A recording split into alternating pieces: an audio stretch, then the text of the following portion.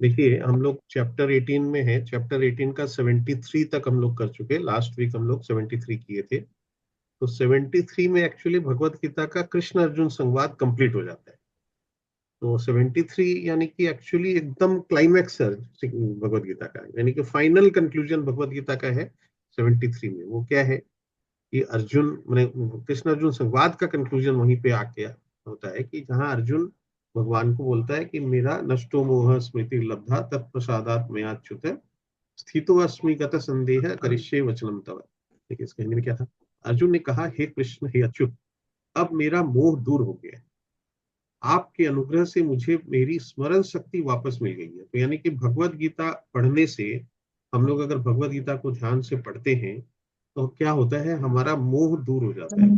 जिस मोह में रहते हैं कि हम अपने आप को शरीर नहीं आत्मा नहीं शरीर समझ के रहते हैं, और हमारा मोह क्या रहता है, हमारे सगे संबंधी। मैंने अर्जुन क्या क्या बोल रहा था कि ये सब मेरे सगे संबंधी है, इनको मैं मारूंगा तो पाप का भागी बनूंगा। मेरे मेरे चाचा है, मेरे मामा है, नाना है, भाई है।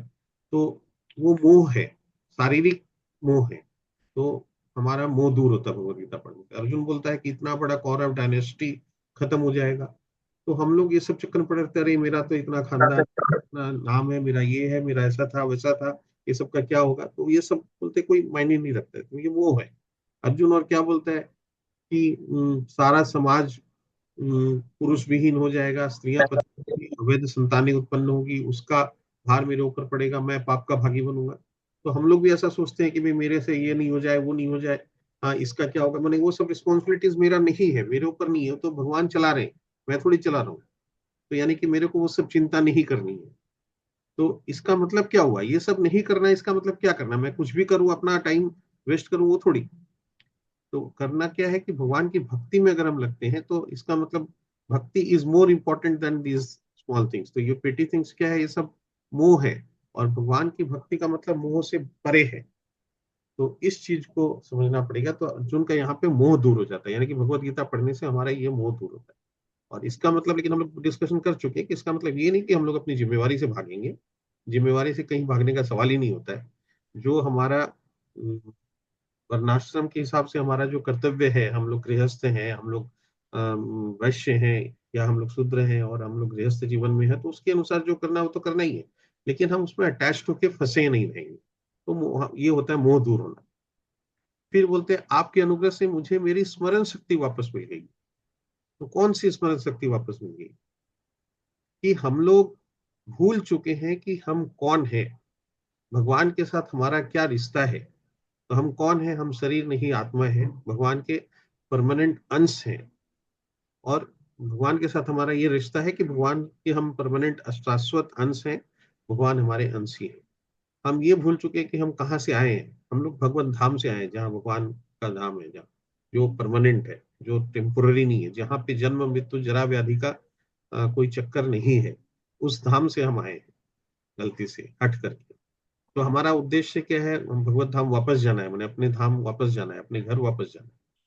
तो हमारा कर्तव्य क्या है, अपने अंशी की सेवा करना है। यानी हम अपनी इंद्रियों को अपनी इंद्रिय तृप्ति में नहीं लगा के उनको हमको अपने भगवान की इंद्रिय तृप्ति में लगाना चाहिए, अपने अंशी की सेवा में लगाना चाहिए। तो हमारी इंद्रियां तो अपने आप तृप्त, स्वतः ही तृप्त हो जाएगी।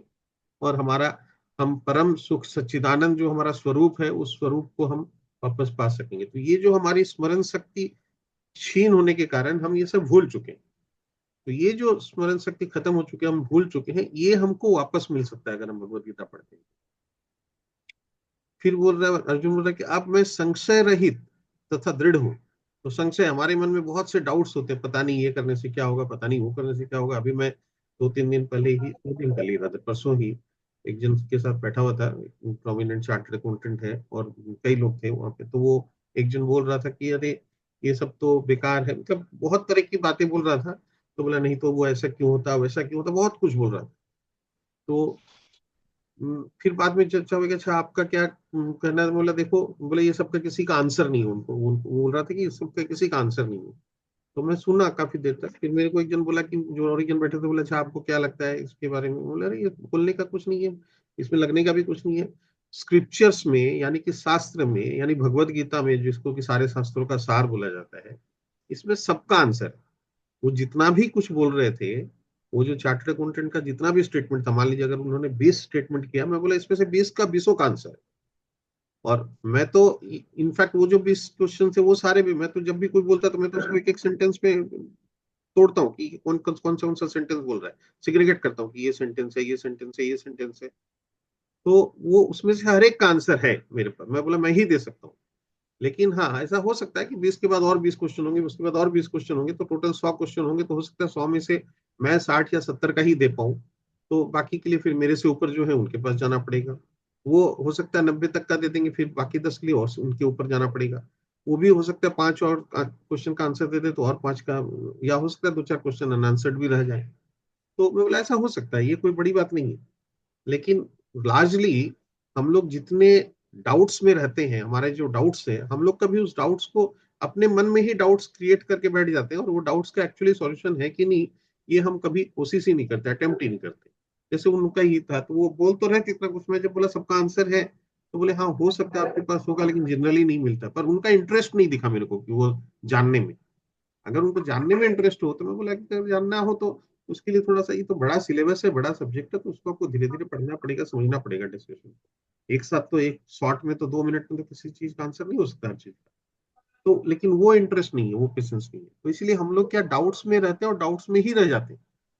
तो भगवत गीता अगर आप पढ़ते हैं तो आपके डाउट्स क्लियर हो जाएंगे, संशय रहित तथा दृढ़ हो, तो फिर आपका डिटर्मिनेशन, दृढ़ मतलब डिटरमाइंड, तो हमारा डिटर्मिनेशन स्ट्रांग नहीं होता है, क्योंकि हम लोग, हमारे अंदर इतने डाउट्स हैं, क्योंकि हम लोग अपनी स्मरण शक्ति खो के बैठे हुए हैं, क्योंकि हम इतने अटैच्ड हैं।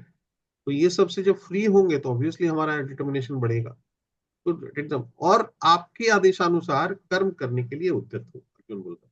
यानी कि भगवत गीता पढ़ने से, भगवत गीता में भगवान का जो निर्देश हमको भगवत गीता के माध्यम से, हमको गुरु, प्रामाणिक गुरु के माध्यम से अगर भगवत गीता को समझेंगे, तो वहां से हमको क्लैरिटी आएगा कि भगवान का क्या आदेश है, यानी भगवान क्या चाहते हैं हमसे। और फिर हम उसको करने के लिए तैयार हो जाएंगे, यानी कि हम, हमारे अंदर एकदम एब्सोल्यूट क्लैरिटी आ जाएगी, एंड हम लोग उसकी तरफ आगे बढ़ सकते हैं। तो ये है भगवत गीता का, पूरे भगवत गीता का कंक्लूजन, जो कंप्लीट होने के बाद क्या फल है समझ लीजिए, ये मिल रहा है। तो यहाँ पे आके भगवत गीता एक्चुअली कंप्लीट हो, ये 74 73 में था। अब हम लोग 74 ऑनवर्ड्स चलते हैं, मतलब 74 5 6 7 8, 5 ही श्लोक और हैं। तो देखिए यहाँ पे फिर से, इतना देर क्या था, कृष्ण अर्जुन संवाद चल रहा था। स्टार्टिंग में आप लोग को याद होगा कहाँ से स्टार्ट हुआ था, पहला श्लोक किसका था, आप लोग को याद है? धर्म क्षेत्र कुरुक्षेत्र। हरे कृष्णा, correct। तो धृतराष्ट्र का श्लोक था कि धर्म क्षेत्र हम्म। समवेताय सव मामका पांडवाश्चैत किम कुर्वत संजय, ये वो लोग क्या कर रहे हैं। तो संजय हम्म। वहां से 2 नंबर से फिर संजय का स्टार्ट होता है, संजय बोलना शुरू करता है 2 नंबर से, है ना। वहां पे हम्म। थोड़ी देर संजय बोले, उसके बाद कृष्ण अर्जुन संवाद चालू हो गया पूरा, जो कि हम्म। संजय सुना रहा हम्म। था। अब यहाँ के फिर से संजय का खुद का श्लोक है, क्या है? संजय उवाच इत्यहं वासुदेवस्य पार्थस्य च महात्मनः संवादम अवि संवादम इमं श्रोसम अद्भुतम रोमहर्षणम। संजय ने कहा, इस प्रकार मैंने कृष्ण तथा अर्जुन, इन दोनों महापुरुषों की वार्ता सुनी, और ये संदेश इतना अद्भुत है कि मेरे शरीर में रोमांच हो रहा है। अब संजय बोल रहा है कि इस तरह से मैं कृष्ण, क्योंकि सर अर्जुन तो, कृष्ण अर्जुन का संवाद संजय सुन रहा था और यहाँ सुना रहा था, और वही हम लोग भी सुन रहे हैं यहाँ पे अभी। अब वो बोल रहा है संजय कि ये सारी वार्तालाप मैं सुना, और ये संदेश इतना अद्भुत है कि मेरे शरीर में रोमांच हो रहा है। भगवत गीता के प्रारंभ में धृतराष्ट्र ने अपने मंत्री संजय से पूछा था, कुरुक्षेत्र के युद्ध स्थल में क्या हुआ। गुरु व्यास देव की कृपा से संजय के हृदय में सारी घटना स्फुरित हुई थी। इस प्रकार उसने युद्ध स्थल की विषय वस्तु कह सुनाई थी। ये वार्ता आश्चर्यप्रद थी, क्योंकि इसके पूर्व दो महापुरुषों के बीच ऐसी महत्वपूर्ण वार्ता कभी नहीं हुई और न भविष्य में पुनः होगी। देखिए, इस तरह की वार्ता दो महापुरुषों के बीच कभी नहीं हुई थी। ये कब की बात है? त्रेता युग की, द्वापर युग की। द्वापर युग के भी अंत की, मतलब जब द्वापर युग अब कंप्लीट होने वाला है, समाप्त होने वाला है, तो सत्य युग पूरा निकल गया, त्रेता युग पूरा निकल गया, द्वापर युग भी पूरा निकल गया ऑलमोस्ट। और बोल रहे ये कभी भी ये वार्ता इस तरह की नहीं हुई, और आगे कलयुग आने वाला, बोले फिर भी उस समय भी ऐसी वार्ता दोबारा नहीं होगी। ये वार्ता इसलिए आश्चर्यप्रद थी क्योंकि भगवान भी अपने तथा अपनी शक्तियों के विषय में जीवात्मा अर्जुन से वर्णन कर रहे थे, जो परम भक्त भगवत भक्त था। तो क्योंकि भगवान भी अपने तथा अपनी शक्तियों के विषय में जीवात्मा अर्जुन से वर्णन कर रहे थे, तो भगवान क्या बता रहे थे? हम लोग क्या पढ़े? पहला 6 अध्याय था कर्म योग, अगला 6 अध्याय था भक्ति योग, और उसके बाद 6 अध्याय ज्ञान योग। तो भक्ति योग में भगवान क्या बताते हैं? चैप्टर 7, 8, 9, 10, 11, 12 में क्या बताते हैं भगवान? भगवान अपने बारे में पूरा बताते हैं ना। रिवील करते हैं अपने आप को। हाँ, अपने आप को रिवील करते हैं कि मेरे को कैसे पहचानोगे, भगवान का परिचय क्या है, भगवान की वैशिष्ट क्या है, लक्षण क्या है, उनके कैरेक्टरिस्टिक्स क्या है, उनके आइडेंटिफिकेशन क्या है, उनकी शक्तियों के माध्यम से, और से भगवान के करके सब बताया ना, अपनी विभूतियों के बारे में बताया, अपनी शक्तियों के बारे में तीन बताया। रूप में जाती है। करेक्ट, ये सब बताए भगवान।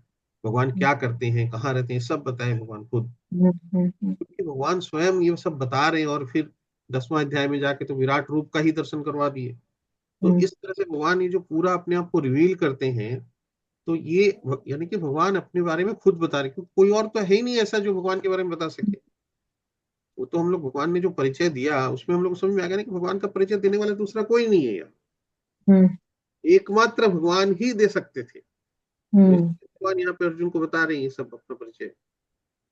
तो अर्जुन से वर्णन कर रहे थे जो परम भगवत भक्त था। और अर्जुन का क्वालिफिकेशन क्या था कि चूंकि वो स्वयं परम भगवत भक्त था, इसीलिए वो क्वालिफाइड था कि भगवान उसको बताए, भगवान से वो सुन सके, और इसलिए उसको वो सुन पाए। हम लोग पहले उसमें पढ़ चुके भूमिका में, प्रभुपाद हम लोग को बता दिए कि भगवत गीता को जानने के लिए सबसे पहला कंडीशन है कि आपको हाइपोथेटिकली ये स्वीकार कर लेना पड़ेगा कि कृष्ण भगवान है, कृष्णस्तु भगवान स्वयं। ये स्वीकार करके बोले कि भी स्वीकार कर लेना पड़ेगा, मतलब वो बोल रहे कि हाइपोथेटिकली आप एक बार अज्यूम कर लीजिए, जैसे थ्योरम की तरफ प्रभुपाद हम लोग को बताए। हम लोग जब थ्योरम सॉल्व करते हैं तो करते हैं ना कि से एक्स इक्वल्स टू वाई, उसके बाद आगे बढ़ते हैं और फिर वो प्रूव हो जाता है। तो वैसे ही है, बोले कि भाई पहले आपको एक बार मान लेना पड़ेगा कि कृष्ण भगवान है। वो मान के आप पढ़िए इसको, तब आपको सारी बातें समझ में आएगी, और अल्टीमेटली आपको समझ में आ जाएगा कि यस, कृष्ण भगवान है। तो यदि हम कृष्ण को समझने के लिए, और वहां पे भगवान बताया कि चूंकि भगवान के बारे में भगवान स्वयं बता रहे हैं, तो वो केवल भगवान का शुद्ध भक्त को ही समझ में आएगा। ये भी भगवान जगह जगह पे बताए, हम लोग पढ़े कि भाई अश्रद्धालुओं को समझ में ही नहीं आएगा ये उपदेश। जो भगवान का भक्त है उसी को, तो अर्जुन चूंकि परम भक्त था इसीलिए अर्जुन को समझ में आ सकता था। यदि हम कृष्ण को समझने के लिए अर्जुन का अनुसरण करें तो हमारा जीवन सुखी तथा सफल हो जाए। संजय ने इसका अनुभव किया, और जैसे जैसे उसकी समझ में आता गया उसने ये वार्ता धृतराष्ट्र से कह सुनाई। अब ये निष्कर्ष निकला कि जहां जहां कृष्ण तथा अर्जुन है वही वही विजय होती है। तो अर्जुन और कृष्ण यानी कि भगवान का भक्त और भगवान स्वयं, तो और भक्त मतलब क्या? वो भी शुद्ध भक्त, एकदम परम भक्त, जो भगवान का प्योर भक्त है, डिवोटी है। तो वो दोनों है, तो भगवान स्वयं है वहां पे और भगवान का प्योर डिवोटी है। उसके बाद देखिए क्या 75 नंबर और कोई पढ़िए, आप पढ़िए नहीं समझेंगे, हाँ भैया। पढ़िए। व्यास प्रसादात श्रुत्वा न एतत् गुह्यम् अयम् परम योगम योगयोश्वरात् कृष्णात् साक्षात् कथयत स्वयं। व्यास की कृपा से मैंने ये परम गुह्य बातें साक्षात योगेश्वर कृष्ण के मुख से अर्जुन के प्रति कही जाती हुई सुनी। तात्पर्य: व्यास संजय के गुरु थे और संजय स्वीकार करते हैं कि व्यास की कृपा से ही वे भगवान को समझ सके। इसका अर्थ यह हुआ कि गुरु के माध्यम से ही कृष्ण को समझना चाहिए, प्रत्यक्ष रूप से नहीं। गुरु स्वच्छ माध्यम है, यद्यपि अनुभव फिर भी प्रत्यक्ष ही होता है। गुरु परंपरा का यही रहस्य है। जब गुरु प्रामाणिक हो तो भगवत गीता का प्रत्यक्ष श्रवण किया जा सकता है, जैसा अर्जुन ने किया। संसार भर में अनेक योगी है, लेकिन कृष्ण योगेश्वर है। उन्होंने भगवत गीता में स्पष्ट उपदेश दिया है, मेरी शरण में आओ। जो ऐसा करता है वह सर्वोच्च योगी है। 6 अध्याय के अंतिम श्लोक में इसकी पुष्टि हुई है। योगी नाम अपि सर्वेशाम। नारद कृष्ण के शिष्य है और व्यास के गुरु। अतएव व्यास अर्जुन के ही समान प्रामाणिक है, क्योंकि वे गुरु परंपरा में आते हैं, और संजय व्यास देव के शिष्य है। अतएव व्यास की कृपा से संजय की इंद्रियां विमल हो चुकी और वे कृष्ण का साक्षात दर्शन कर सके तथा उनकी वार्ता सुन सके। जो व्यक्ति कृष्ण का प्रत्यक्ष श्रवण करता है वह इस गुह्य ज्ञान को समझ सकता है। यदि वह गुरु परंपरा में नहीं होता तो वह कृष्ण की वार्ता नहीं सुन सकता। अतएव उसका ज्ञान सदैव अधूरा रहता है, विशेषतया जहां तक भगवत गीता समझने का प्रश्न है। भगवत गीता में योग की समस्त पद्धतियों का, कर्म योग, ज्ञान योग तथा भक्ति योग का वर्णन हुआ है। श्री कृष्ण इन समस्त योगों के स्वामी हैं, लेकिन यह समझ लेना चाहिए कि जिस तरह अर्जुन कृष्ण को प्रत्यक्षतः समझ सकने के लिए भाग्यशाली था, उसी प्रकार व्यास देव की कृपा से संजय भी कृष्ण को साक्षात सुनने में समर्थ हो सका। वस्तुतः कृष्ण से प्रत्यक्षतः सुनने एवं व्यास जैसे गुरु के माध्यम से प्रत्यक्ष सुनने में कोई अंतर नहीं है। गुरु भी व्यास देव का प्रतिनिधि होता है। अतएव वैदिक पद्धति के अनुसार अपने गुरु के जन्म दिवस पर शिष्यगण व्यास पूजा नामक उत्सव रचाते हैं।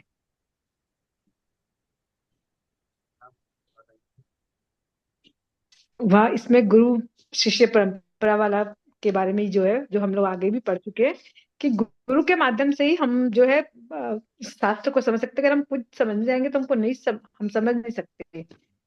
जैसे इसीलिए बोल रहे क्योंकि संजय जो व्यास जी के वो थे, शिष्य थे, और व्यास नारद जी के शिष्य थे और नारद सूर्य भगवान के शिष्य थे। तो ये गुरु परंपरा चलती हुई आई थी। इसी बोल के जो संजय को यह अवसर मिला कि वह प्रत्यक्ष भगवान के मुख से ही उनके महिमा के बारे में, उनके बारे में सुन सके। तो गुरु गुरु के माध्यम से ये संभव हो सका। अदरवाइज ये बिल्कुल भी संभव नहीं हो पाता कि संजय को यह गुह्य ज्ञान जो है प्रत्यक्ष उनके कृष्ण के मुख से सुनने को मिला है। तो इस बात को हमको बिल्कुल समझ लेना पड़ेगा कि गुरु के माध्यम से ही हम इस बात को समझ सकते हैं। और इसलिए गुरु का कितना महत्व है कि इसके लिए हर गुरु के आज तक भी जो है गुरु के जन्म दिवस व्यास नाम पूजा नामक उत्सव रचाया जाता है, क्योंकि गुरु की महत्ता बहुत गुरु की महत्ता क्या है, इसको इस श्लोक से पढ़ लेंगे तो हमको समझ में आ जाएगा। गुरु की महत्ता भगवान से कम नहीं, गुरु गोविंद भगवान के बराबर बोला गया है। गुरु गोविंद दो खड़े काके लाओ पाओ। ये ऐसा नहीं कि भगवान, गुरु को भगवान, खुद को भगवान नहीं समझना चाहिए, लेकिन शिष्य को गुरु को अपने भगवान के समान ही समझना चाहिए। गुरु भी क्या ऑथेंटिक होना चाहिए, मतलब आज के औरत जैसे नहीं, हाँ पूरे प्रमाणिक गुरु होना चाहिए, तभी हम ये गीता को ज्ञान को सही समझ सकते, एज इट इज समझ सकते हैं, कोई मिलावट, बिना मिलावट के।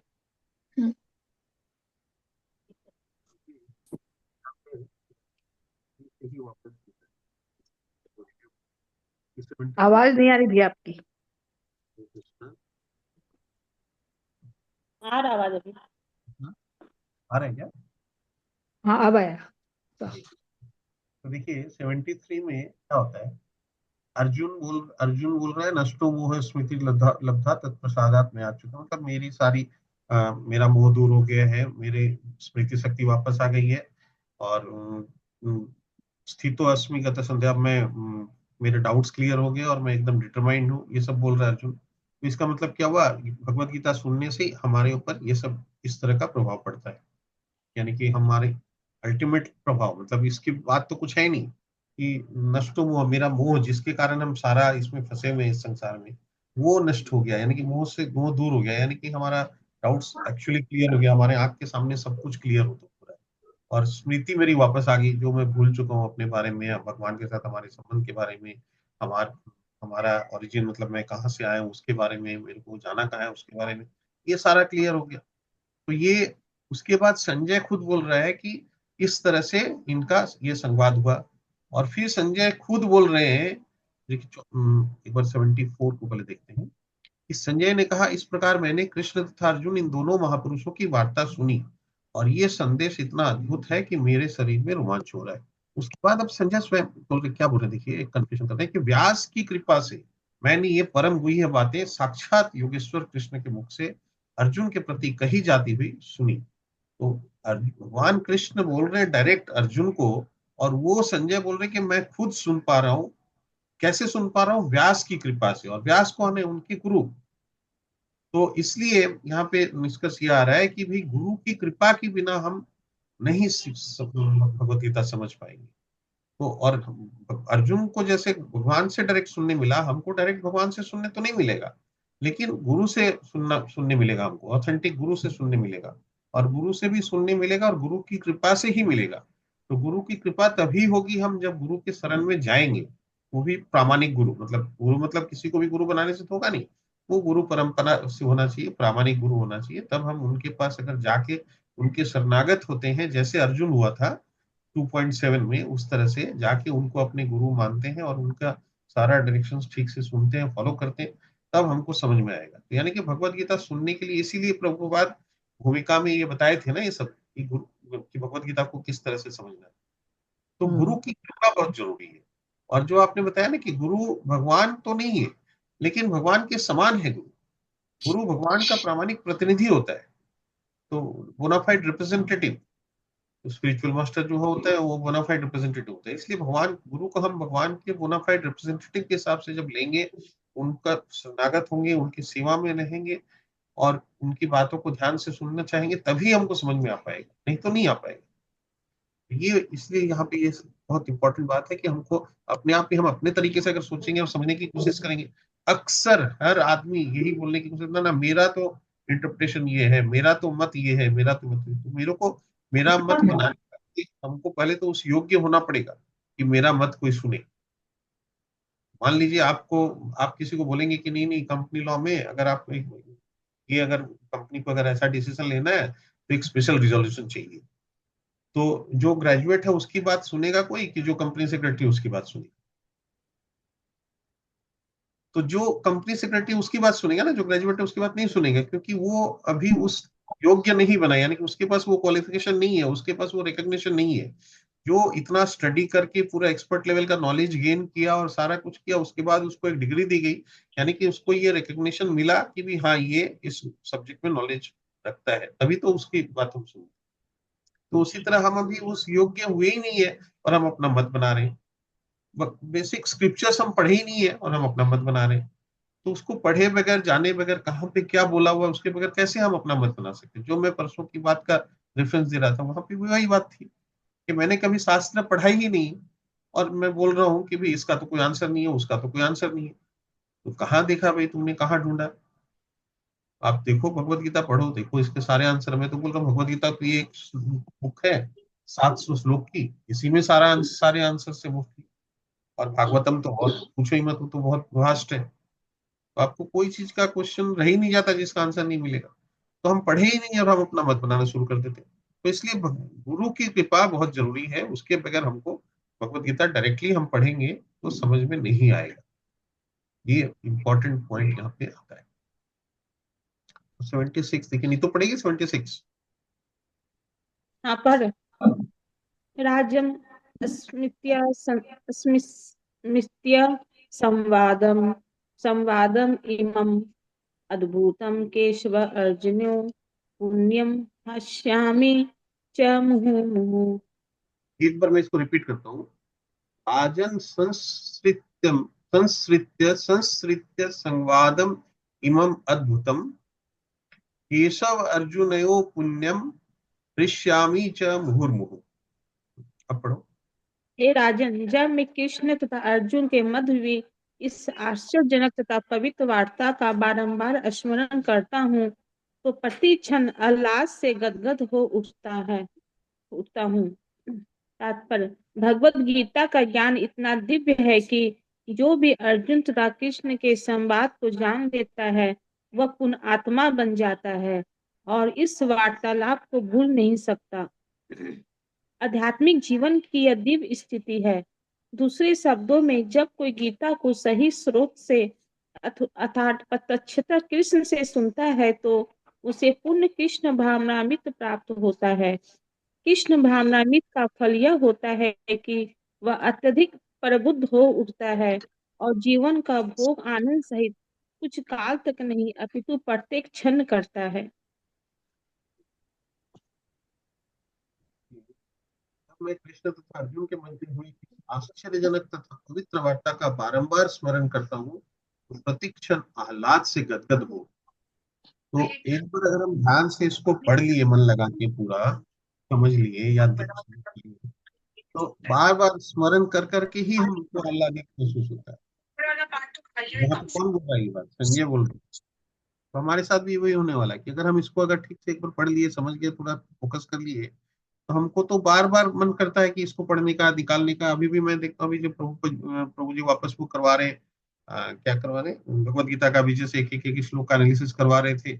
इतना अच्छा लग रहा था। मैं वहां बैठ के वो नहीं कर रहा हूँ, कुछ और कर रहा हूँ, फिर भी मेरा ध्यान बार बार उधर जा रहा है।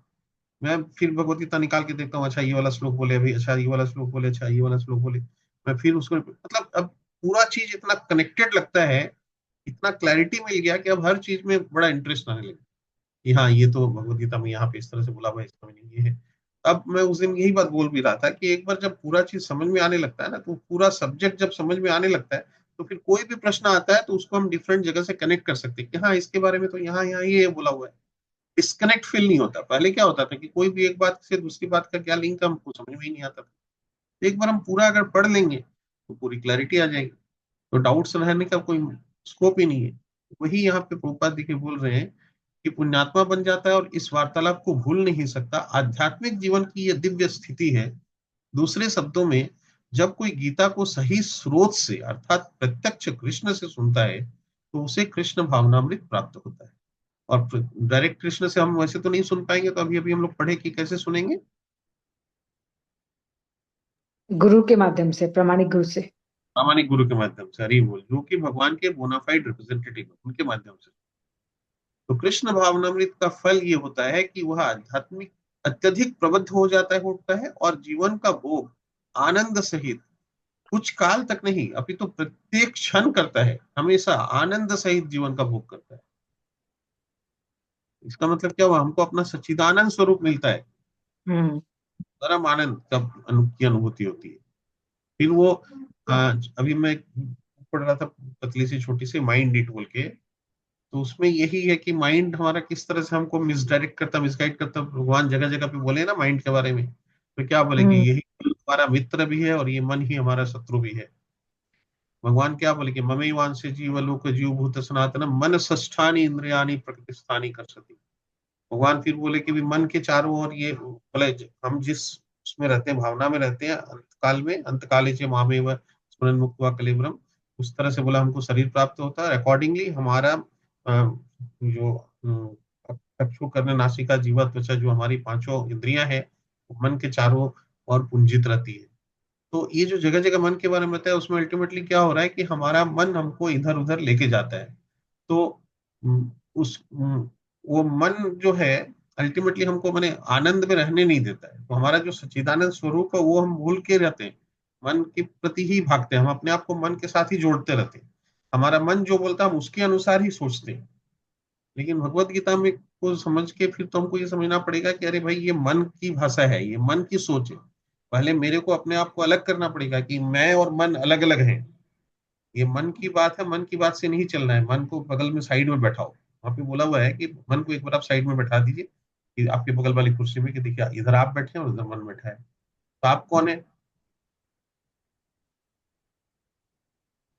आप कौन है फिर? हम आत्मा है ना। हाँ। मैं बैठा हूं यानी मैं सोल, आत्मा, हम्म। और मेरे बगल में मन बैठा है, हम लोग दोनों बैठे हैं।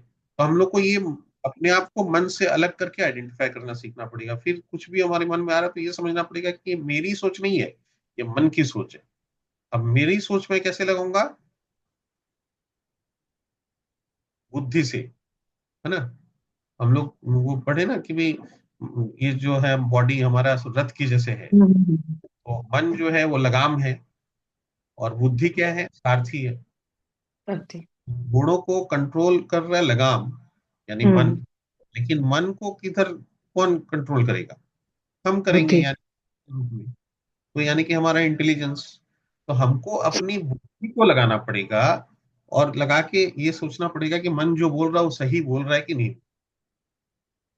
तो हमारा मन बोल रहा है कि अभी चलो, भी एग्जाम है सीए का, फाइनल का कल से एग्जाम है, और मेरा मन बोल रहा है कि चलो अभी फ्रेंड के साथ में पिक्चर देखने जाना है, तो हम क्या करेंगे? हमको बुद्धि मन, की सुन। हाँ, मैंने अपनी बुद्धि को 1 मिनट के लिए हमको ये सोचना पड़ेगा। वो बोल रहे हैं कि वहां पे कि फ्यू सेकंड्स के लिए एक बार मन का स्पेल को तोड़ दो, मतलब मन जो है लेके चला जाए तो उसको ब्रेक कर दो, एक बार बैठा दो मन को बगल में और अब सोचो कि मेरी बुद्धि क्या बोल रही है, मैं क्या बोल रहा हूँ, कि मेरे को जाना चाहिए क्या, मन जो बोल रहा है वो सही है क्या? तो हमारा आइडेंटिफिकेशन तुरंत मन से डिफ्रेंशिएट हो जाएगा। जबकि एक्चुअली होता क्या है, हम लोग अपनी आइडेंटिटी को मन के साथ आइडेंटिफाई करते हैं, तो वहीं से सारा गड़बड़ होता है। तो इसलिए सच्चिदानंद का जो बात आ रहा है कि भी मैं फिर ये सीख जाऊंगा, समझ जाऊंगा कि मेरा मन मेरे से अलग है, तो हम अपने आप को मन से डिफ्रेंशिएट कर पाएंगे। मन से अगर डिफ्रेंशिएट कर पाएंगे तो हमारे बहुत से प्रॉब्लम सॉल्व हो जाएंगे। तो हम लोग को मन जो दुखी होता है बात बात पे, हम फिर एक्चुअली उतना दुखी नहीं होंगे। जो दुखी होता है एक्चुअली वो मन दुखी होता है ना? हम लोग वो एग्जांपल लिए थे ना कि टैक्सी और प्राइवेट कार का, कि अगर टैक्सी में बैठ के जाते हैं और कहीं एक्सीडेंट हो गया, टैक्सी में अगर डैमेज हो जाता है बॉडी में, तो हम एक बार के लिए झांक के देखते भी नहीं है नीचे उतर के। देखते हैं अगर उसका स्टार्ट बंद हो गया, भाई वो बोला कि साहब अब तो आगे नहीं जाएगा, तो हम उसको उसका पैसा दिए और निकल के दूसरा टैक्सी पकड़ लिए। लेकिन हमारे शरीर में, लेकिन अगर हम अपनी गाड़ी खरीदते हैं और उसमें अगर चोट लग गया नई गाड़ी में, तो हमको कितना तकलीफ होता है, समझ में आ रहा है? हाँ। तो अपनी गाड़ी की चोट लगने से हमको क्यों तकलीफ होता है? क्योंकि वो क्योंकि हम उसको अपने आप अपना को सही मान, समझते हैं। हाँ, हम उस गाड़ी को चोट लगा है, लेकिन चोट हम लोग बोलते रहे मेरे को तो दिल को चोट पहुंच गया, दिल में चोट लग गया, इतना जो गाड़ी में धक्का लगा, क्या बॉडी डैमेज हो गया। यानी कि हम उस गाड़ी के साथ अपने आप को जोड़ने लगते हैं कि वो एज इफ मैं ही हूँ। उसी तरह हम्म से ये जो शरीर है ये भी तो हमारा व्हीकल ही है, हम्म टायर्ड व्हीकल है, लेकिन इस शरीर में कुछ चोट लगता है तो हम लोग बोलते हैं हमको तकलीफ हो रही है।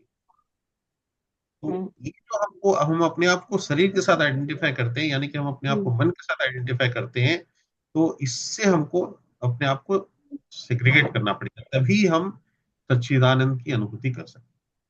जब हम्म तक हम मन के साथ अपने आप को आइडेंटिफाई करते चलेंगे, हम सच्चिदानंद की अनुभूति नहीं कर पाएंगे।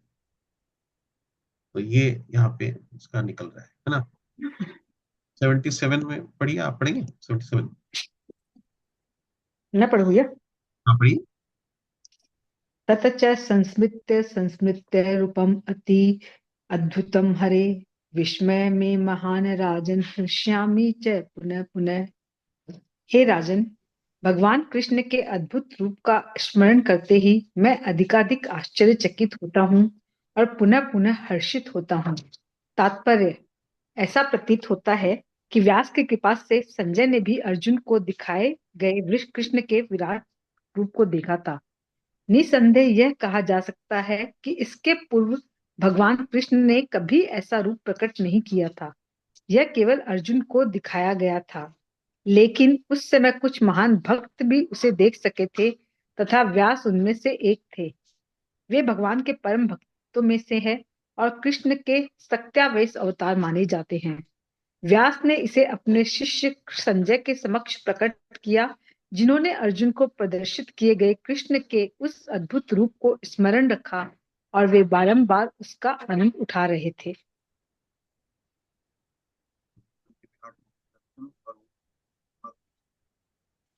भी बोल रहे कि बार बार इतना एक्साइटमेंट हो रहा है, क्या बोल रहे देखिए लोग जो है कि तच्च संस्कृतम संस्कृत संस्मृत्य संस्मृत्य रूपम रूपम अति अद्भुतम हरे विस्मयो में महान राजन ऋष्यामि च पुनः पुनः। हे राजन, भगवान कृष्ण के अद्भुत रूप का स्मरण करते ही मैं अधिकाधिक आश्चर्यचकित होता हूँ और पुनः पुनः हर्षित होता हूँ। हर्ष एकदम माने आनंद, पूरा एक्साइटमेंट हो रहा है अंदर में।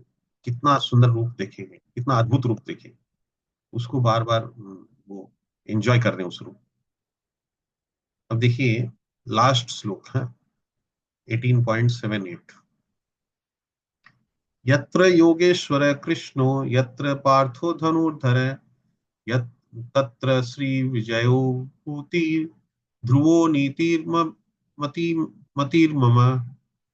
जहां योगेश्वर कृष्ण है और जहां परम धनुर्धर अर्जुन है, वही ऐश्वर्य विजय, अलौकिक शक्ति तथा नीति भी निश्चित रूप से रहती है, ऐसा मेरा मत है। कौन बोल रहा है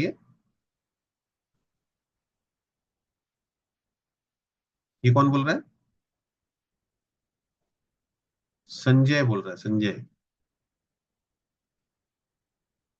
हरे कृष्णा। मेरी हरे आवाज नहीं आ कृष्ण, हरे, हाँ रही? आ रहा है। तो देखिए संजय संजय क्या बोल बोल रहे रहा है। हाँ, हैं। संजय हुआ था। तो संजय क्या बोल रहे हैं? जहां योगेश्वर कृष्ण है और जहां परम धनुर्धर अर्जुन है। तो कृष्ण कौन है? योगेश्वर। वो हम लोग पहले भी पढ़े, योगेश्वर मतलब योग।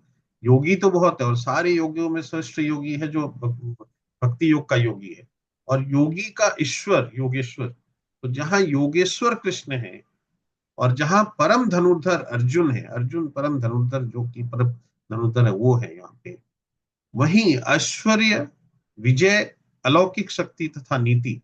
तो ऐश्वर्य वहां होगा, ऑपुलेंस होगा, विजय होगी मतलब वो जीतेंगे, अलौकिक शक्ति होगी तथा नीति भी होगी, पूरा नीति के साथ, अनीति पूर्ण नहीं होगा, तो नीति भी निश्चित रूप से रहती, ऐसा मेरा मत है। ये संजय बोल रहे हैं। देखिए, और नीतू पढ़ेगी तो पढ़ो, आप पढ़ते हैं। 2 पैराग्राफ पढ़ो। भगवत गीता का शुभारंभ धृतराष्ट्र की जिज्ञासा से हुआ।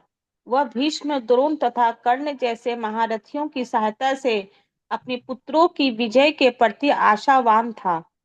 उसे आशा था कि विजय उसके पक्ष में होगी। लेकिन युद्ध क्षेत्र के दृश्य का वर्णन करने के बाद संजय ने राजा से कहा, आप अपनी विजय की बात सोच रहे हैं, लेकिन मेरा मत है कि जहां कृष्ण तथा अर्जुन उपस्थित हैं, वही संपूर्ण श्री होगी। उसने प्रत्यक्ष पुष्टि की धृतराष्ट्र को अपने पक्ष की विजय की आशा नहीं रखनी चाहिए। विजय तो अर्जुन के पक्ष की निश्चित है, क्योंकि उसमें कृष्ण है। श्री कृष्ण द्वारा अर्जुन के सारथी का पद स्वीकार करना एक ऐश्वर्य का प्रदर्शन था। कृष्ण समस्त ऐश्वर्यों से पूर्ण है और इनमें से वैराग्य एक है।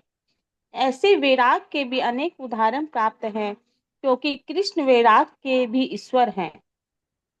युद्ध तो वास्तव में दुर्योधन तथा युधिष्ठिर के बीच था। अर्जुन अपने श्रेष्ठ भ्राता युधिष्ठिर की ओर से लड़ रहा था। चूंकि कृष्ण तथा अर्जुन युधिष्ठिर की ओर थे, अतएव युधिष्ठिर की विजय ध्रुव थी। युद्ध तो एक निर्णय करना था कि संसार पर शासन कौन करेगा। संजय ने भविष्यवाणी की कि सत्ता युधिष्ठिर के हाथ में चली जाएगी। यहाँ पर इसकी भी भविष्यवाणी हुई है कि इस युद्ध में विजय प्राप्त करने के बाद युधिष्ठिर उत्तरोत्तर समृद्धि लाभ करेंगे, क्योंकि वे न केवल पुण्यात्मा तथा पवित्र आत्मा थे, अपितु वे कठोर नीतिवादी भी थे। उन्होंने जीवन भर कभी असत्य भाषण नहीं किया था। ऐसे अनेक अल्पज्ञ व्यक्ति हैं जो भगवत गीता को युद्ध स्थल में दो मित्रों की वार्ता के रूप में ग्रहण करते हैं, लेकिन इससे ऐसा ग्रंथ कभी शास्त्र नहीं बन सकता। कुछ लोग विरोध कर सकते हैं कि कृष्ण ने अर्जुन को युद्ध करने के लिए उकसाया, जो अनैतिक है। लेकिन वास्तविकता तो यह है कि भगवत गीता नीति का परम आदेश है।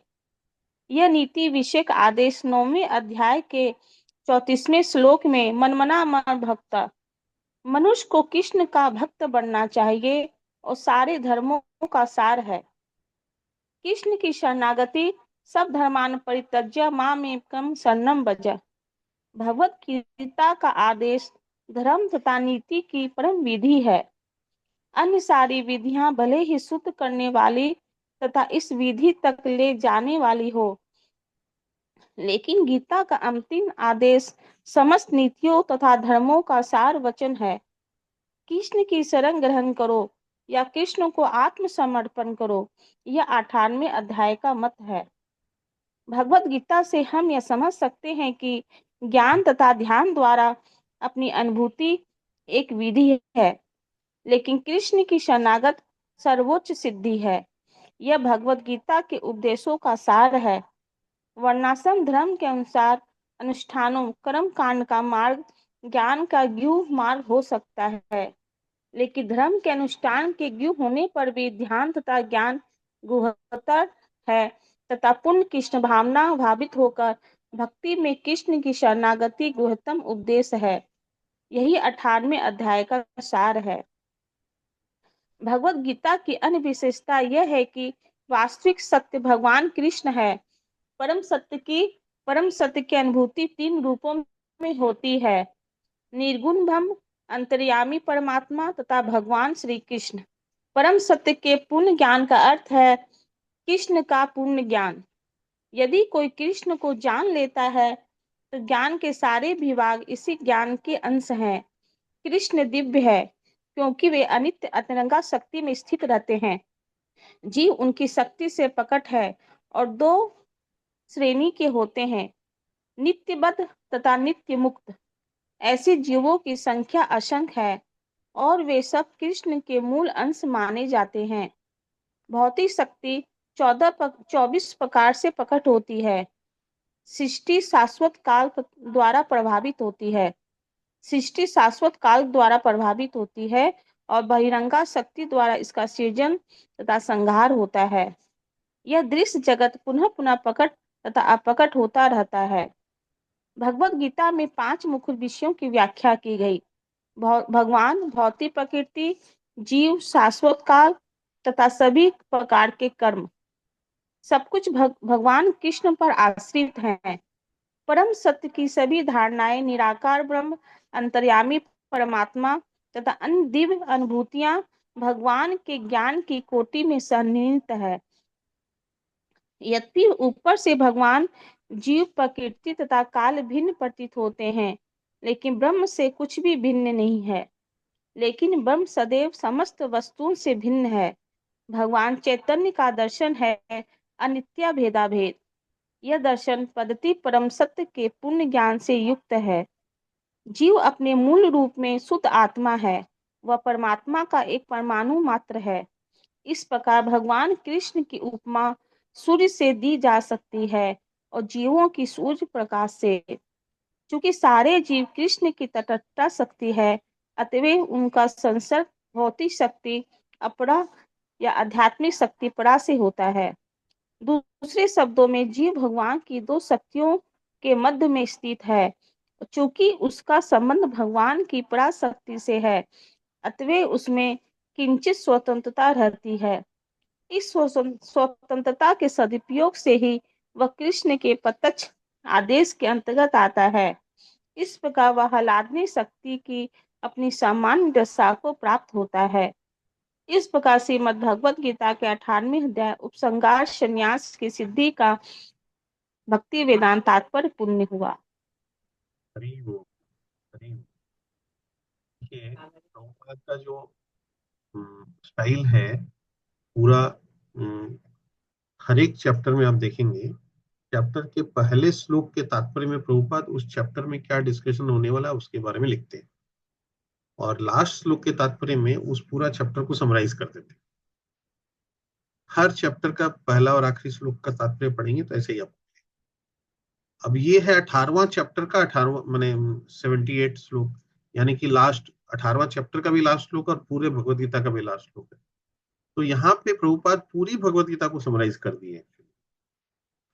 तो देखिए, ये जो श्लोक है, जहाँ योगेश्वर कृष्ण है और जहाँ परम धनुर्धर अर्जुन है, वहां ऐश्वर्य, विजय, अलौकिक शक्ति तथा नीति भी निश्चित रूप से है। ये जो संजय का मत है, इसके ऊपर में प्रभुपाद देखिए लिखते वक्त क्या बोल रहे हैं। भगवत गीता का शुभारंभ धृतराष्ट्र की जिज्ञासा से हुआ। वह भीष्म, द्रोण तथा कर्ण जैसे महारथियों की सहायता से अपने पुत्र की विजय के प्रति आशावान था। तो धृतराष्ट्र को एक्चुअली पूरी आशा थी कि उसके माने दुर्योधन ही जीतेगा, क्योंकि वहां पे भीष्म, द्रोण इस तरह के महारथी लोग थे उनके साथ, तो ये लोग अजय थे एक्चुअली, तो उनको पूरा विश्वास था। लेकिन संजय क्या कर रहे हैं, ये पूरी कथा सुना के और लास्ट में कंक्लूजन दे दी। और ये कथा कब हो रही थी, आपको ध्यान में है ना, किस समय हो रही थी ये कथा? ये जो गीता का पाठ हुआ, यानी कि ये जो कृष्ण अर्जुन का संवाद है, ये किस, हाँ, कुरुक्षेत्र के मैदान में युद्ध स्टार्ट होने के पहले। और युद्ध चला था 18 दिन तक, और अल्टीमेटली कौरव हार गए, पांडव जीते, लेकिन स्टार्टिंग में ही संजय कंक्लूजन दे दिया कि जीतने वाले तो यही लोग हैं, कि जहाँ कृष्ण है जो कि योगेश्वर है, और जहाँ अर्जुन है जो कि महान धनुर्धर है, तो वहां विजय वहीं पे होगी। तो ये पहले ही चेता दिया, मतलब वो संजय राष्ट्र को चेता दिया। तो युद्ध तो वास्तव में दुर्योधन तथा युधिष्ठिर के बीच था। अर्जुन अपने ज्येष्ठ भ्राता युधिष्ठिर की ओर से लड़ रहा था। क्योंकि कृष्ण तथा अर्जुन युधिष्ठिर की ओर थे, अतएव युधिष्ठिर की विजय ध्रुव थी। ध्रुव मतलब निश्चित थे। निश्चित, अटल, मतलब एकदम, ध्रुव मतलब एकदम अटल, यही होना है। युद्ध को ध्रुव ये, सत्य। हाँ, युद्ध को ये निर्णय करना था कि संसार पर शासन कौन करेगा। संजय ने भविष्यवाणी की कि सत्ता युधिष्ठिर के हाथ में चली जाएगी। यहाँ पर इसकी भी भविष्यवाणी हुई है कि इस युद्ध में विजय प्राप्त करने के बाद युधिष्ठिर उत्तरोत्तर समृद्धि करेंगे। इसके बाद भी और वो आगे प्रोग्रेस करेंगे, क्योंकि न केवल वो पुण्यात्मा थे और पवित्रात्मा थे, अपितु वे कठोर नीतिवादी थे। इसलिए यहाँ बोले ना, वहां नीति रहेगी। संजय ने बोला ना श्लोक में कि वहां नीति भी अवश्य रहेगी। तो वो चूंकि नीतिवादी थे युधिष्ठिर, इसलिए बोल रहे हैं कि वो और प्रोग्रेस करेंगे। ऐसे अनेक अल्पज्ञ व्यक्ति हैं जो भगवत गीता को युद्ध स्थल में दो मित्रों की वार्ता के रूप में ग्रहण करते, लेकिन इससे ऐसा ग्रंथ कभी शास्त्र नहीं बन सकता। तो ग्रंथ तो हो सकता है, लेकिन वो शास्त्र कब बनेगा। कुछ लोग विरोध कर सकते हैं कि कृष्ण ने अर्जुन को युद्ध करने के लिए उकसाया, जो अनैतिक है। तो ये हम लोग इसके बारे में बहुत बार चर्चा कर चुके कि अर्जुन को कृष्ण ने क्या उकसाया, उसका क्या आंसर है। कृष्ण अर्जुन को उकसाया नहीं, ये तो जो पढ़ेगा शास्त्र उसको तो पता है कि कृष्ण ने पहले कितना प्रयास किए हैं युद्ध रोकने का।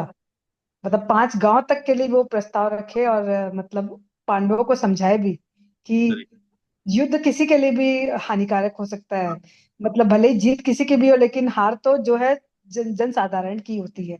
युद्ध में कैजुअलिटी जो है वो तो वो बहुत कोशिश की है, लेकिन फिर अंत में क्या है, ये युद्ध जो है, it was not about Arjun, एक कौरव और पांडव दो परिवारों की लड़ाई नहीं थी, ये धर्म युद्ध था। और धर्म युद्ध था, इसलिए भगवान इसको बढ़ाया। आज अगर बोलेंगे कि जैसे ये कोई भूमि के लिए लड़ाई नहीं थी, अगर आज दो राष्ट्र, अभी हम करंट अफेयर्स के हिसाब से देखें कि दो अमेरिका या कुछ लड़ रहा है, तो भगवान कभी इस तरह के युद्ध को नहीं बोलते, लेकिन धर्म युद्ध की लड़ाई थी ये। इसलिए यहाँ हर एक जो है दुर्योधन या उसका जो साम्राज्य था, ये वो लोग पूरा हर नीतिवादी, मतलब जैसे यहाँ पे भी बात हो रही, नीतिवादी थे युधिष्ठिर। तो Duryodhana was not a man of principle, वो पूरा प्रजा का भी रक्षा नहीं कर पा रहे थे। तो और यहाँ जो द्रौपदी का हुआ, तो वो किसी की भी रक्षा करने में सक्षम नहीं थे। तो ये और शासन करने का होता है कि वो जो आदमी जिसमें सब तरह की जो प्रिंसिपल वाला आदमी जो नीति का वो करे।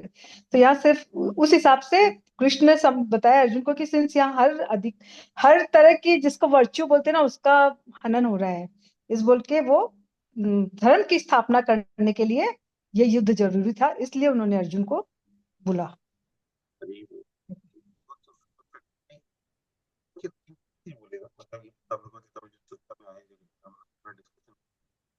तो भगवान जो वर्णाश्रम धर्म बनाए हैं, वो किसका बनाया हुआ है? भगवान का बनाया हुआ है। वर्णाश्रम धर्म में क्या है? 4 वर्ण और 4 आश्रम।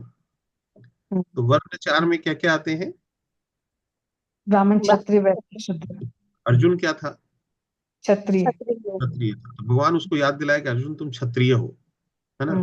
तो तुम ऐसे मूर्ख नपुंसकता को कैसे प्राप्त होगे? तो क्षत्रिय तो नपुंसक नहीं होगा, वो तो एकदम मीठा होगा। तो क्षत्रिय है अर्जुन। और उसका जो ये था, धर्म था, मतलब उसका व्यवस्था। क्षत्रिय का धर्म क्या होता है? युद्ध करना। तो इसके मैंने लिए रक्षा करना, बस शूद्र और वैश्य का ना, और करेक्ट, ब्राह्मण। सेकंड पॉइंट आ गया। तो पहला पॉइंट है कि अर्जुन क्षत्रिय था, और क्षत्रिय का धर्म है युद्ध करना। ठीक है ना। तो भगवान क्षत्रिय को बोल रहे हैं युद्ध करने के लिए, ब्राह्मण को या वैश्य को या शूद्र को नहीं बोल रहे। दूसरा है कि क्षत्रिय भी कब युद्ध करेगा? क्षत्रिय है, इसका मतलब जो मनीषा माता जी अभी बताई थोड़ी देर पहले, कि भाई एक्सपेंशन के लिए युद्ध नहीं करना है, कि खाली भूमि अधिग्रहण करके हमको अपना राज्य को बढ़ाना है, उसके लिए युद्ध नहीं करना है। भगवान बहुत कोशिश किए, 5 गांव में भी राजी होने वाले थे, यानी कि 5 गांव मतलब छोटा सा जमीन मिलेगा तो भी हम राजी हो जाएंगे युद्ध, क्योंकि युद्ध में बहुत घातक होता है युद्ध। लेकिन जब वो भी, उसके लिए भी दुर्योधन तैयार नहीं हुआ, तब भगवान को लगा कि अब युद्ध अवश्यंभावी हो गया। क्यों अवश्यंभावी हो गया? क्योंकि दुर्योधन जो था वो पूरा अत्याचार, अनाचार और व्यभिचार फैला रहा था, अनीति फैला रहा था। तो वो सही नहीं है। तो समाज की व्यवस्था को पुनर्स्थापित करना जरूरी था। तो इसलिए ये धर्म युद्ध था, क्योंकि अधर्म, धर्म पर अधर्म हावी हो रहा था। तो भगवान शुरू में बोले, यदा यदा ही धर्मस्य ग्लानिर्भवति भारत अभ्युत्थानम अधर्मस्य तदात्मानं सृजामि। तो भगवान बोल चुके हैं कि भी जहां अधर्म बढ़ेगा तो वहां समय समय पे मेरे को आना पड़ता है। तो भक्तों का उद्धार करने के लिए, रक्षा करने के लिए, अधर्म का नाश करने के लिए। तो इसीलिए यहाँ पे भगवान अर्जुन को युद्ध करने के लिए बोले। तो इसलिए ये उकसाने वाली बात नहीं है। तो धर्म पर अधर्म पर धर्म की विजय करनी, माने पहला तो अर्जुन क्षत्रिय था, उसका क्षत्रिय धर्म है युद्ध करना। दूसरा, युद्ध इनएविटेबल हो गया था, क्योंकि इनडिसिप्लिन, अनार्की पूरा फैल गया था। उसके लिए सिस्टम को वापस लाने के लिए ये करना जरूरी था। तीसरा, सारे एफर्ट्स फेल हो चुके थे, इसलिए ये जरूरी था। और चौथा, भगवान का ऑब्जेक्टिव ही है कि ये सारी व्यवस्था को बनाए रखना। तो इसलिए, और वो अर्जुन भगवान का भक्त था, वो अपनी इंद्रिय तृप्ति के लिए युद्ध नहीं कर रहा था। उसके लिए युद्ध करने नहीं बोल रहे थे कि तुम युद्ध करो और इतना बड़ा साम्राज्य प्राप्त करो और एंजॉय करो, उसके लिए नहीं बोल रहे। बोले कि भी तुम्हारा ये कर्तव्य है कि जब अनाचार, अत्याचार, व्यभिचार फैल रहा है तो तुमको समाज को व्यवस्थित करने के लिए युद्ध करना पड़ेगा, उसकी रक्षा करने, धर्म की रक्षा करने। तो इसलिए ये उस्काने वाली बात नहीं है। तो ये नीति विषयक आदेश 9वें अध्याय की, तो अच्छा उसके पहले जो लाइन था, युद्ध करने के लिए उकसाया जो अनैतिक है, लेकिन वास्तविकता तो ये है कि भगवत गीता नीति का परम आदेश है। ये नीति विषयक आदेश 9वें अध्याय के 34वें श्लोक में, मन मना भव मद भक्त, 34वें श्लोक में है। क्या है कि मन मना भव मद। वहां पे 9वें अध्याय मैंने 934 में भगवान क्या बोले, मनुष्य को कृष्ण का भक्त बनना चाहिए और सारे धर्मों का सार है कृष्ण की शरणागति, यानी सर्वधर्मान परित्यज्य मामेकम शरणम। तो भगवान को मनुष्य को भगवान का भक्त बनना चाहिए और भगवान की शरणागति लेनी चाहिए। तो भगवत गीता का आदेश धर्म तथा नीति की परम विधि है। तो यहाँ पे अधर्म का या अनीति का तो सवाल ही नहीं होता।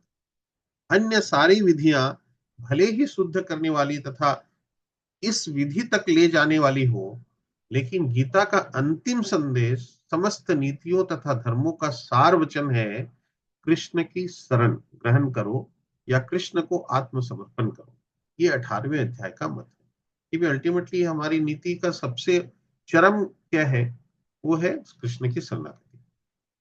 भगवत गीता से हम ये समझ सकते हैं कि ज्ञान तथा ध्यान द्वारा अपनी अनुभूति एक विधि है, लेकिन कृष्ण की शरणागति सर्वोच्च सिद्धि है। तो मतलब ज्ञान योग, ध्यान योग, वो सब जो बताया गया वो सब एक एक विधि है, लेकिन क्या हुआ अल्टीमेटली हम लोग क्या पढ़े कि इन सबसे ऊपर जो है, सबसे श्रेष्ठ विधि है भगवत भक्ति का, भक्ति योग की विधि। तो भक्ति योग के माध्यम से ही हम भगवान को प्राप्त कर सकते हैं, और ये बेस्ट तरीका है, मतलब मोस्ट प्रिस्क्राइब्ड विधि यही है कि भगवान को भक्ति योग के माध्यम से भगवान के तक पहुंचना, माने ज्ञान योग या ध्यान योग का रास्ते से नहीं, भक्ति योग के रास्ते से जाना पड़ेगा। तो लेकिन कृष्ण की सर्वोच्च सिद्धि है। ये भगवत गीता के उपदेशों का सार है। तो वर्णाश्रम धर्म के अनुसार अनुष्ठानों का मार्ग यानी कर्म कांड ज्ञान का गुह्य मार्ग हो सकता है। तो यानी कि कर्म कांड वाला मार्ग भी है या ज्ञान योग वाला मार्ग भी है, ये सब है। लेकिन धर्म के अनुष्ठान के गुह्य होने पर भी ध्यान तथा ज्ञान गुह्यतर है, तथा पूर्ण कृष्ण भावनामृत होकर भक्ति में कृष्ण की शरणागति गुह्यतम उपदेश है। तो गुह्य, गुह्यतर, गुह्यतम भगवान बताए ना हम लोग को 7, 8, 9 में हम लोग क्या पढ़े। तो गुह्य ज्ञान बताया गया यानी कर्म कांड, फिर गुह्यतम ज्ञान में बताया गया ज्ञान योग और ध्यान योग, और फिर गुह्यतम ज्ञान में बताया गया भक्ति योग। तो यही 18वें अध्याय का सार है कि भक्ति योग में आना पड़ेगा। भगवत गीता की अन्य विशेषता यह है कि वास्तविक सत्य भगवान कृष्ण, परम सत्य की अनुभूति 3 रूपों में होती है। तो ये भी हम लोग पढ़ चुके। ब्रह्म रूप यानी निर्गुण ब्रह्म, फिर परमात्मा रूप, निर्विशेष निराकार परमात्मा रूप, फिर भगवान स्वयं। तो ब्रह्म रूप और परमात्मा रूप जो है दोनों निर्गुणवाद है, निर्विशेष ब्रह्म है, निराकार ब्रह्म है, भगवान का निराकार स्वरूप है, और भगवान स्वयं वो साकार रूप में है। तो परम सत्य के पूर्ण ज्ञान का अर्थ है कृष्ण का पूर्ण ज्ञान, यानी कि परम सत्य का पूर्ण ज्ञान तभी होगा जब हम ब्रह्म रूप से ऊपर परमात्मा रूप से ऊपर भगवान का साकार रूप का दर्शन करेंगे, यानी कि साकार रूप में अनुभूति करेंगे। यानी कि ब्रह्म रूप में हम लोग जो, या परमात्मा रूप में हम लोग कब कर सकते हैं, जब हम ध्यान योग में रहते हैं। तो लेकिन वो पूर्ण नहीं है, उसमें हमको भगवान का पूर्ण रूप से रियलाइजेशन नहीं होता है। भगवान का पूर्ण रूप से रियलाइजेशन करने के लिए भी हमको भक्ति योग में जाना पड़ेगा। तो यदि कोई कृष्ण को जान लेता है तो ज्ञान के सारे विभाग इसी ज्ञान के अंश हैं। कृष्ण दिव्य है क्योंकि वे अपनी नित्य अंतरंगा शक्ति में स्थित रहते हैं। जीव उनकी शक्ति से प्रकट है और दो श्रेणी के होते हैं, नित्य बद्ध तथा नित्य मुक्त। तो क्या पढ़े कि भगवान की नित्य अंतरंगा शक्ति में स्थित है भगवान। उनकी अंतरंगा शक्ति कौन है? भगवान की अंतरंगा राधा रानी। राधा रानी तो है ही, आलादिनी शक्ति है। आध्यात्मिक जगत तो अंतरंगा शक्ति है ना। तो अंतरंगा शक्ति में स्थित रहते हैं। जीव उनकी शक्ति से प्रकट है, हम जीव जो है उनकी शक्ति से प्रकट है। और दो श्रेणी के होते हैं, नित्यबद्ध जीव और नित्य। ऐसे जीवों की संख्या असंख्य है और वे सब कृष्ण के मूल अंश माने जाते हैं। भौतिक शक्ति 24 प्रकार से प्रकट होती है, याद है 24 प्रकार की शक्ति। सृष्टि शाश्वत काल द्वारा प्रभावित है और बहिरंगा शक्ति द्वारा इसका सृजन तथा संहार होता है। तो बहिरंगा शक्ति कौन है जिसके द्वारा इसका सृजन और संहार होता है? बहिरंगा से भौतिक संसार। हाँ, संसार, भौतिक संसार जिसके द्वारा सृजन होता है और संहार होता है। कौन सी बहिरंगा शक्ति? ये माया देवी ना। तो ये दृश्य जगत पुनः पुनः प्रकट तथा अप्रकट होता रहता है। ये जो दृश्य जगत हम देख रहे हैं, जो ब्रह्मांड देख रहे हैं, ये प्रकट भी होता है अप्रकट भी होता है। यानी भगवान इसको आपका आवाज बार बार ब्रेक हो रहा है। हाँ, बहुत ब्रेक हो रहा है श्री। सामने होके बोलिए। अच्छा, अभी आ रहा है क्या? कम हो रहा है, कम आ रहा है। हरे कृष्ण, हरे कृष्ण। इंटरनेट का हाँ हाँ, अभी है। अभी तो आप आया। तो सृष्टि शाश्वत काल द्वारा प्रभावित है और बहिरंगा शक्ति द्वारा इसका सृजन तथा संहार होता है। तो ये दृश्य जगत पुनः पुनः प्रकट तथा अप्रकट होता है। तो ये जो दृश्य जगत है, यानी कि ये जो ब्रह्मांड है जो हम देख रहे हैं, तो ये पुनः पुनः प्रकट होता अप्रकट होता है। यानी कि ये है परमानेंट, ये खत्म नहीं फोल्ड होता है। अनफोल्ड। हाँ, फोल्ड और अनफोल्ड होता है। तो भगवत गीता में 5 प्रमुख विषयों की व्याख्या हुई है। क्या क्या है? हम लोग पढ़े थे, ईश्वर, जीव, प्रकृति, काल, कर्म, पढ़े थे ना? हाँ अभी भी चर्चा भी हुआ था ना।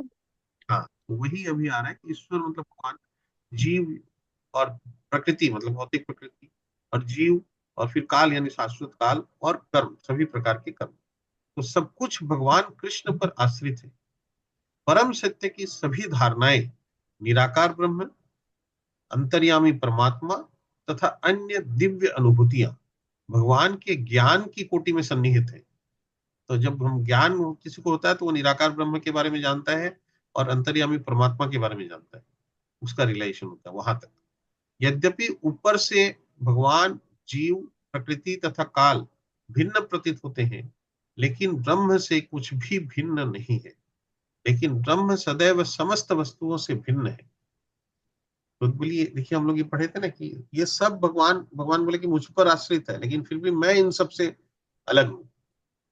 तो वही चीज यहाँ पर कि प्रत्येक चीज भगवान पर आश्रित है, लेकिन ब्रह्म सदैव समस्त वस्तुओं से भिन्न है। भगवान सबसे अलग है इन सबसे। अच्छी इन चीजें सबका उद्गम भी भगवान है और डेस्टिनेशन भी भगवान है, फिर भी भगवान बोल रहे मैं इन सबसे अलग हूँ। तो भगवान चैतन्य का दर्शन है अचिंत भेदाभेद। हम लोग ये पढ़े थे, अचिंत भेदाभेद तत्व, यानी हाँ, शक्ति और शक्तिमान, सूर्य और सूर्य की रश्मि। तो ये जो सारे भगवान के ऑपुलेंसेस है, ये भगवान की शक्तियां हैं। तो ये भगवान से अभिन्न भी है और भिन्न भी है। तो ये दर्शन पद्धति परम सत्य के पूर्ण ज्ञान से युक्त है। तो वो अचिंत्य भेदाभेद तत्व जो चैतन्य महाप्रभु ने दिया कि भगवान की शक्तियां जो है भगवान से सुखी शक्ति शक्तिमान से तो अलग नहीं हो सकती। तो सूर्य रश्मि अगर हमको दिख रहा है खिड़की से, इसका मतलब सूर्य तो है, अदरवाइज तो सूर्य की हम्म रश्मि नहीं है। तो हम्म सूर्य दिख हम्म रहा है इसका मतलब सूर्य की रश्मि दिख रही है इसका मतलब सूर्य दिख रहा है। तो वैसे ही भगवान की शक्तियां, जब भगवान बता दी कि ये सब मेरी शक्तियां हैं, तो उनकी शक्तियों को जब हम देख रहे हैं तो इसका मतलब शक्तिमान तो है ही वहाँ पे। हम्म तो ये है अचिंत्य भेदाभेद तत्व, मतलब भेद और अभेद दोनों। तो शक्तियां भगवान से अलग भी है और नहीं भी है। ये जो कॉन्सेप्ट है ये चैतन्य महाप्रभु दिए थे हमने। मतलब हम पांच लोग क्या है ना भैया, जब दिखता है उसकी शक्ति को ही मानते हैं, वो करेक्ट। समझना नहीं चाहते। जैसे हम लोग वही, ये जो अभी वैज्ञानिक है डॉक्टर, उनकी शक्तियों को तो हम मानते हैं, पर भगवान से हमको दिखते नहीं, तो उनकी शक्तियों को हम उनकी शक्तियों को उनको नहीं देख पा रहे, पर उनका जो इस ये पूरी संसार की रचना है, उनके माध्यम से हम उनको देखने की कोशिश नहीं करते। अगर हम उनको उनके माध्यम से, उन शक्तियों के माध्यम से उनको देखने की कोशिश करेंगे, तब वही हम सीढ़ी है पहली, कि हम अपना ब्रह्म जिज्ञासा करने का पहला सीढ़ी हमारा होता है एक तरीके से। जीव अपने मूल रूप में शुद्ध आत्मा है, वह परमात्मा का एक परमाणु मात्र है। इस प्रकार तो देखिए, जीव अपने मूल रूप में शुद्ध आत्मा है, मतलब हम लोग केवल हम्म आत्मा नहीं, शुद्ध आत्मा है, सच्चिदानंद है। हम्म वो परमात्मा का एक परमाणु मात्र है। इस प्रकार भगवान कृष्ण की उपमा सूर्य से दी जाती जा सकती है और जीवों की सूर्य प्रकाश से। क्योंकि सारे जीव कृष्ण की तटस्था शक्ति हैं, अतएव उनका संसर्ग भौतिक शक्ति यानी अपरा शक्ति, भौतिक शक्ति जो है ये भगवान की अपरा शक्ति, और आध्यात्मिक शक्ति जो है वो भगवान की पराशक्ति है। बता सकते हैं। दोनों के बीच में है तटस्था शक्ति जो कि जीव है। जी। जीव भगवान की शक्ति है, वो तटस्था शक्ति इसलिए बोलते हैं कि हम्म जो सारे जीव कृष्ण की तटस्था शक्ति है, अतएव उनका संसर्ग भौतिक शक्ति यानी अपरा शक्ति से या आध्यात्मिक शक्ति यानी पराशक्ति से होता है। दूसरे शब्दों में, जीव भगवान की पराशक्ति से है, जीव भगवान की पराशक्ति से है, अतएव उसमें किंचित स्वतंत्रता रहती है। तो किंचित स्वतंत्र मतलब लिमिटेड लिबर्टी हमारे पास में है। जी। इस स्वतंत्रता के सदुपयोग से ही वो कृष्ण के प्रत्यक्ष आदेश के अंतर्गत आता है। अगर हम इसका सदुपयोग करेंगे स्वतंत्रता की, यानी कि आत्म, जो अभी आप बोले कि आत्म जिज्ञासा करेंगे, तो हमारा आत्म साक्षात्कार हो सकता है और उससे हम कृष्ण के प्रत्यक्ष आदेश के अंतर्गत आते हैं, यानी कि हम भगवान से डायरेक्ट उनका मैसेज हमको मिल सकता है, उसको समझ सकते हैं और अकॉर्डिंगली हम लोग परफॉर्म कर सकते हैं। तो इस प्रकार वो आह्लादिनी शक्ति की अपनी सामान्य दशा को प्राप्त होता है। तो आह्लादिनी शक्ति भगवान की जो है, यानी अंतरंगा शक्ति जो है भगवान की, वो आह्लादिनी शक्ति की अपनी सामान्य दशा को प्राप्त होता है। यानी कि हम अभी जो तटस्था शक्ति है, हम अपराशक्ति से भी हमारा कनेक्शन है, पराशक्ति से भी हम जिधर इच्छा जा सकते हैं। जब तक चाहे हम अपराशक्ति के चुंगल में फंसे रहेंगे, नहीं तो हम अगर थोड़ा सा सावधानी से और होशियारी से काम लेंगे तो हम पराशक्ति के संपर्क में आ सकते हैं, यानी कि हम आध्यात्मिकता में जा सकते हैं। और फिर भगवान बोलता है कि भी वो मेरे परम धाम को प्राप्त करेगा, फिर उसको वापस कभी लौटना नहीं पड़ेगा। तो इसका मतलब हमको अलादीनी शक्ति की सामान्य दशा को हम प्राप्त कर सकते हैं। तो हमारा मुक्ति यानी कि हम परमानेंट लिबरेशन हमको मिल सकता है।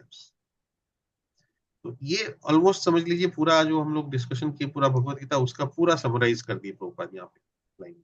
हम्म तो इस प्रकार श्रीमद् भगवत गीता के 18वें अध्याय उपसंहार संन्यास की सिद्धि का भक्ति वेदांत तात्पर्य पूर्ण।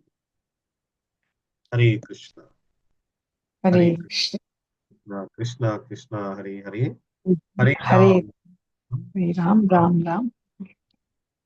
आज के आनंद की जय। श्रील प्रभुपाद की जय। जय।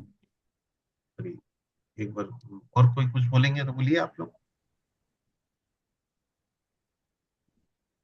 तो भैया अब हम लोग नेक्स्ट उससे क्या शुरू करेंगे?